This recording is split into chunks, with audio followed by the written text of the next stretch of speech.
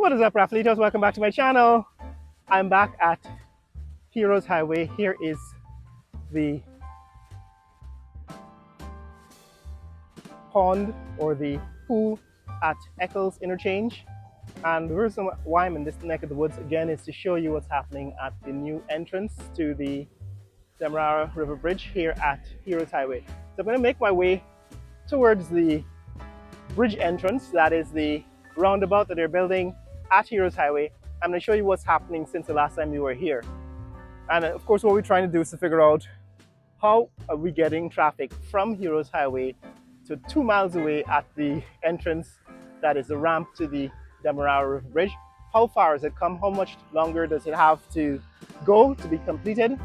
I understand they're targeting the 31st of August. Today is the 10th of August, 2025. We want to see if, in fact, at the rate they're building, whether they, in fact, will be able to open this bridge on the 1st of September. But let's go. Let's take a look. So guys, we're starting here at Heroes Highway. This is the highway looking north to Georgetown. We've actually come along that median. And that is the signage here that says Heroes Highway. Right, this is the Heroes Highway sign at the traffic circle. And where I am, I'm still standing on the center, that is the center of the traffic circle here, where they built a pond, a reflecting pond, and they put this replica sculpture of a jaguar. And of course, the jaguar is now the symbol of the Win political party. So there's some controversy about that. But of course, everything is politicized in Guyana right now. This, for example, One Guyana sign on the pavement, that is on the side of this pool, is also a political sign. So everything is actually being marked the same way dogs pee on structures, on tree trunks, on posts and cars to mark their territory. The political parties are marking their territory here. So this is where we are. Now where we headed, you can see over the tops of the bush, there in the distance, is the Demerara River Bridge. It's about 2 miles, maybe 2.5 miles away from us at this point. And we're heading along the center median to the point where that highway, that is this highway, meets the access road to the bridge. Like I said, it's probably a political decision to put the entrance to the bridge here at Heroes Highway. A lot of the construction decisions in Guyana are being made by politicians rather than by engineers. So this is probably the design of some politician. And the way you know that is how all the land along this new highway and the new highways that they're building, how all that land is so quickly being gobbled up by friends of the politicians. It's as if the land that is being opened up by these roads is already assigned even before the road is built. But that's not a new or unusual phenomenon. This is actually described in detail in Robert Caro's book called The Power Broker. The Power Broker is a book by Robert Caro written about Robert Moses. And Robert Moses is the main character in New York's politics in the 20th century. He, in fact, was responsible for building all the parkways and the parks in New York. Jones Beach State Park being the most famous of it. But he also built was responsible for building the Robert Moses Parkway near Niagara Falls, upstate New York, the Robert Moses Power Dam, also in western New York. So I've made reference to Robert Moses in the past because he is a famous uh, construct,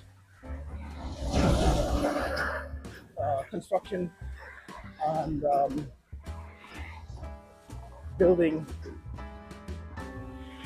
designer for infrastructure in New York in the early 20th century, from around 1930. As I mentioned in the past, Robert Moses was born in 1888, the same year that the Georgetown City Hall was completed and opened. That's the year Robert Moses was born, after 137 years ago. I think Robert Moses died in the 1970s, early 1970s, but he stayed on as Parks Commissioner and a number of other things in New York until 1965. So for a period of about 50 years, Robert Moses was the power broker in New York. So that was what the book was about. And the reason why I'm always referring to Robert Moses is because these construction projects are the kinds of things that he built in New York. The Cross Bronx Expressway, the Van Wyck Expressway, the Southern State Parkway, Meadowbrook Parkway, Clearview Expressway, even Long Island Expressway. So all these places, and in Queens, during the World's Fair, he built what is now the National Tennis Center, and you can actually go to around the National Tennis Center and see the monument to the World's Fair. So a globe. Those of you who visited that area or who live in that neck of the woods can actually tell you that this is true. But there's a metal sculpture of the world, of a globe, and it sits in the park near to the tennis center where they play the US Open. So that's the reason why I actually read the book several times, and I refer to it because it is, in fact, he was the most significant character in the construction of New York, both New York City and New York State, in the 1930s and beyond. And what this reminds me of course, is the decisions that Robert Moses made to build some of these major public works. He didn't consult with the people. He just built the stuff the way he thought they should be built. So, for example, the bridges over the Southern State Parkway that connect the Meadowbrook Parkway to, let's say, Jones Beach. Those bridges are so low that buses can't pass under them. And Robert Moses did that deliberately because he wanted to exclude black people from visiting Long Island. That was his design, his way of ensuring that black people didn't move out to Long Island. Because back in the 1930s, in the early 20th century, black people didn't own cars, so they depended on public transportation, the buses. And if you made it so that buses could not get out to Long Island on the Southern State Parkway, then that's one effective way to ensure that black people didn't get access to Jones Beach and some of the parks that he was building on Long Island. And that's explained in the book, right? I'm not making this stuff up. But here we are now, back at, this is the construction site for this new traffic circle that will connect Heroes Highway, where we are now, to the entrance ramp to the new bridge, new Demerara Bridge. Now, what has happened since the last time you were here? It seems as if they have managed to cover some of this stretch of widening on the pavement with cement on that side. And on this side, there's some progress. They still haven't filled in the tract of road with cement. But they are doing it at the traffic circle, so it seems as if now this is looking more and more like a traffic circle. They're now concretizing the surface, building it up to the level of the highway. On both sides, you see. Sunday morning, guys. This is Sunday morning in Guyana, so these guys are actually working 7 days a week to build this highway or this entrance ramp to the new Demerara bridge. What they're doing here is adding concrete to the surface now.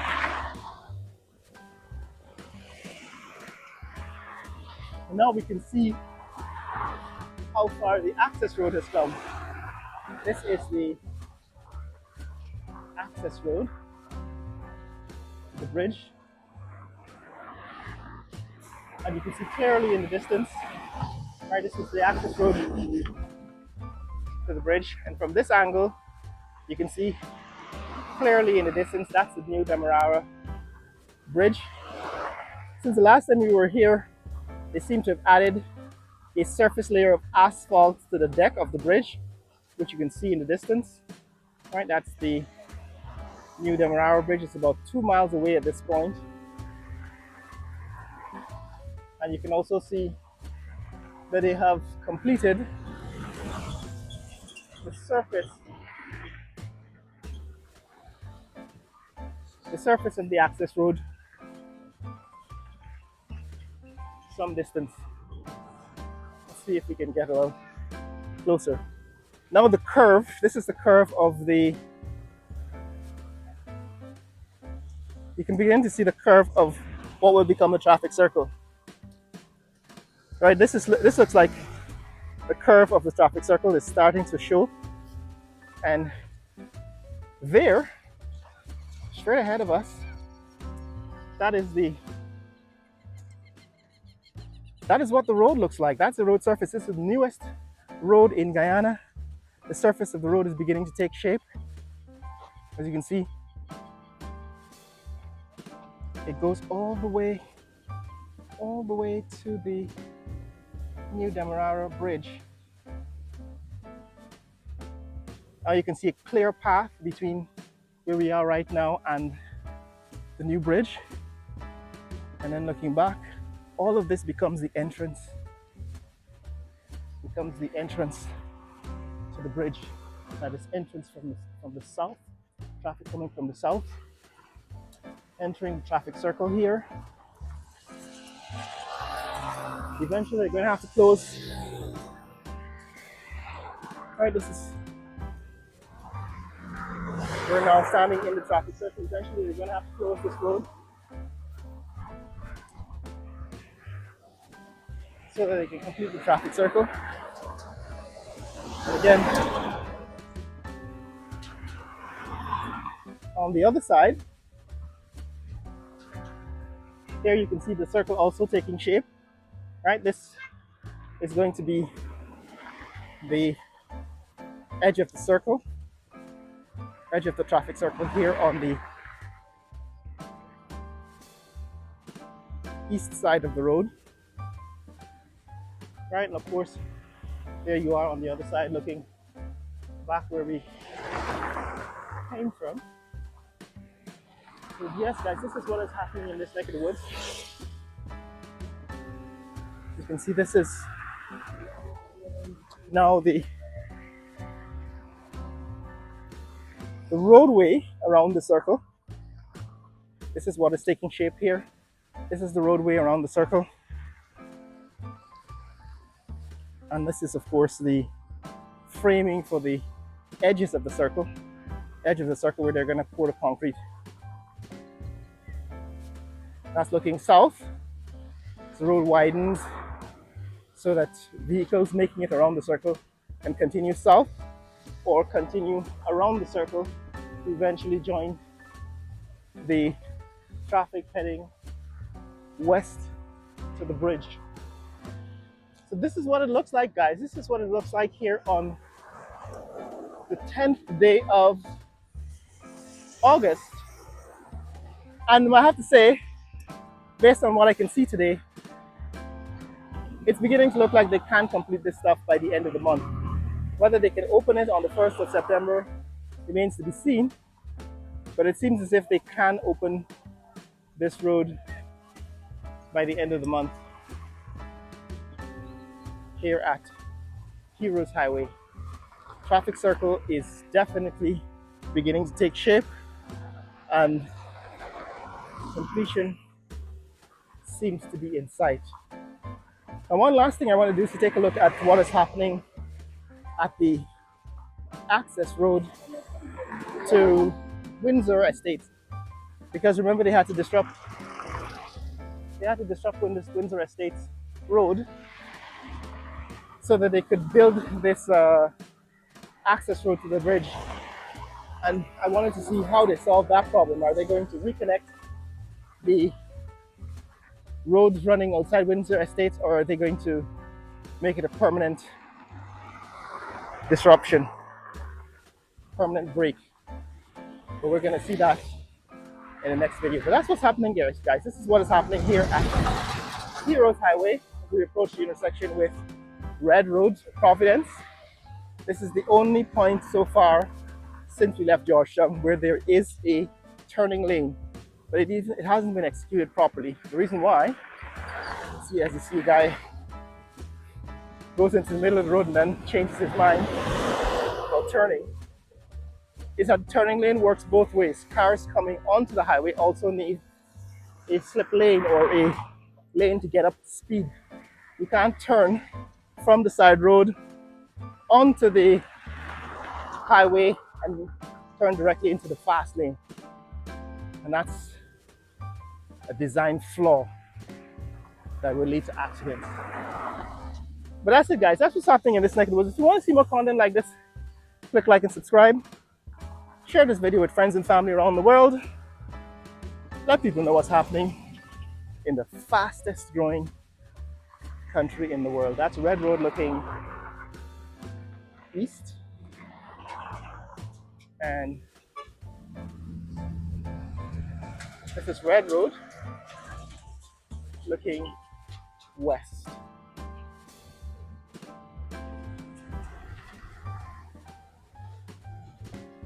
Share this video with friends and family around the world. Let people know what's happening in the fastest growing country in the world, Guyana. Later.